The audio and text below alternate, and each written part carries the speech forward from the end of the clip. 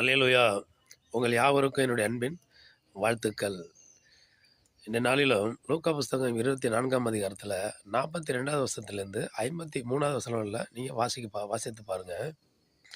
இயேசு கிறிஸ்து அ பாடுபடவும், அடிக்கப்படவும், அவர் மரித்து 3ஆம் நாள் உயிரோடு கூட எழுந்திருக்க வேண்டும் என்பது தேவனுடைய சித்தம், திட்டம். அதை நிறைவேற்றினார்.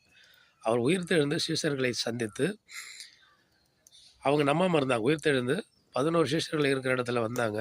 அவங்க சந்தேகப்பட்டாங்க. உடனே என்ன பண்ணாங்க, "உங்களிடத்தில் ஏதாகிலும் இருந்தால் கொடுங்கள்" அப்படின்னு சொல்லி கேட்கிறபோது, பொரித்த மீனும், காட்டு தேன் துணிக்கையும், காட்டு தேனும் இருந்த அத அவங்களுக்கு முன்பாக புசிக்கிறாங்க. அப்ப அவங்க என்ன பண்றாங்க, அவர் விழுந்து அவருடைய பாதத்தில அவர தொழுது கொள்ளுகிறார்கள். அவங்களுக்கு கட்டளையா கொடுக்குற அந்த நேரத்தில அவங்க சொல்றாங்க, "நீங்கள் புறப்பட்டு போய் சகல ஜனங்களுக்கும் சுவிசேஷத்தை பிரசங்கியுங்கள்.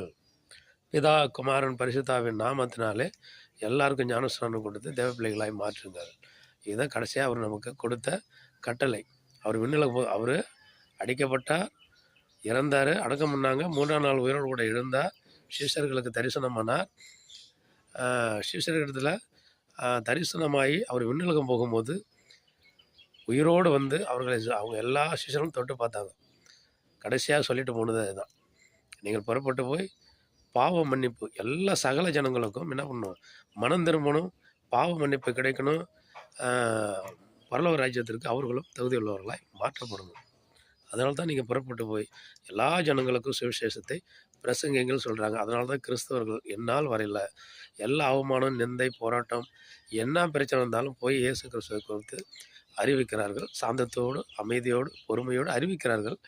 மனம் மாறதான், மனம் திரும்பதான் இந்த காரியம் ஒழிய, இந்த சுவிசேஷம் ஒழிய யாரையும் மதம் மாற்றுவது கிறிஸ்தவர்களுடைய நோக்கம் இல்லவே இல்லை. அதனால் இயேசு அன்புள்ளவர்.